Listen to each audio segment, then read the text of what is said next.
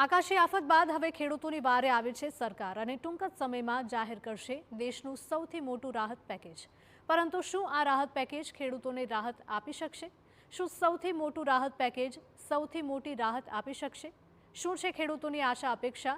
શું કહી રહ્યા છે દક્ષિણ ગુજરાતના ખેડૂતો? આવો જાણીએ।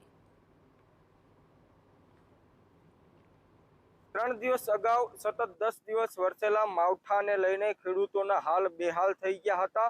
ખેડૂતોને ખૂબ મોટું આર્થિક નુકસાન થયું હતું। ખેડૂતોના મોઢે આવેલો કોળિયો છીનવાઈ ગયો હતો। ત્યારે થોડી જ કલાકોમાં સરકાર ખેડૂતો માટે આર્થિક પેકેજ જાહેર કરે તેવી પૂરેપૂરી શક્યતાઓ વર્તાઈ રહી છે।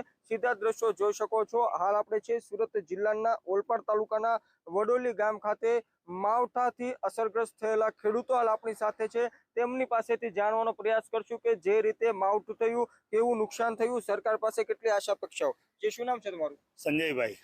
જે સંજયભાઈ, માવઠું થયું, કેટલું નુકસાન હતું, કઈ રીતનું હતું? માવઠું થયું એનું પુષ્કળ પ્રમાણમાં નુકસાન છે। 80% ખેતરોમાં પાક ધોવાઈ ગયો છે।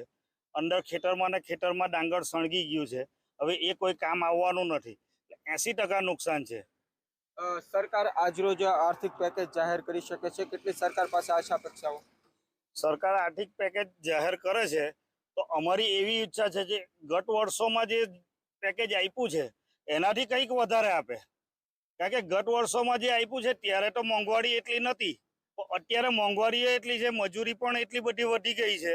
તો હવે એ પેકેજ જો પાછું અત્યારે ને અત્યારે આપશે તો ખેડૂતો માટે એમાં તો કંઈ લેવાનું જ નથી। એમાં તો મજૂરી પણ ખેડૂતની નહીં કરવાની નથી।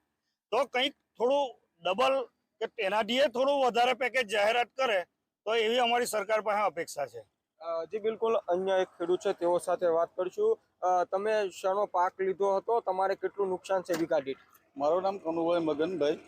અમે અહીંયા વડોલી ગામમાં, ઓલપા તાલુકાના વડોલી ગામમાં 90% ડાંગરનું વાવેતર થાય છે ને આ વર્ષે બહુ પછી વધારે પડતો વરસાદ આવવાથી ખેડૂતોને બહુ નુકસાન થયેલું છે। ખેતરોનું ડાંગર લેવા નથી પાયમાં ને જે કોઈ લેવા પાયમાં એ રોડ પર એમ જ સનગાઈ ગયેલા છે વરસાદ પડવાથી। એટલે આ વીઘા દીઠ આ વર્ષે ઓછામાં ઓછું 40 થી 50 હજાર રૂપિયા જેવું નુકસાન થયેલું છે। તો સરકાર વીઘા દીઠ કેટલા તમને સહાય ચૂકવવી પડે? સરકાર જેમ બને તેમ અમને ખેડૂતોને વધારે પડતું પેકેજ આપે એવી અમે આશા રાખીએ છીએ। જે મોંઘવારી વધી રહી છે એ બાબતે શું કહેશો? મોંઘવારી તો વધી જ રહેલી છે અને ખાતરના દવાના ભાવો ખૂબ વધી રહેલા છે। તો આ વર્ષે સરકાર જેમ બને તેમ વધારે પેકેજ જાહેર કરે એવી અમે આશા રાખીએ છીએ।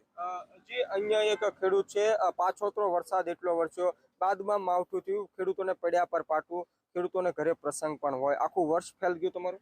હા, આખું વર્ષ ફેલ ગયું। કેટલી સરકાર પાસે અપેક્ષાઓ? ગયા વર્ષ કરતા વધારે આપે, ડબલ આપે એવી ગણતરી છે અમારી। દર વર્ષે સતત માવઠાઓ થઈ રહ્યા છે, ખાસ કરીને ડાંગરના પાકને ખૂબ મોટું નુકસાન છે। ડાંગર તૈયાર થતું હોય ત્યારે માવઠું વરસે, ખેડૂતો સતત આર્થિક ભીંસમાં આવતા હોય છે। કઈ રીતે અમે ખેતી કરશે? હવે ખેતી તો કેવી રીતના કરવાની? મજૂરની બી અછત છે, લેબરની બી અછત છે, બરાબર છે।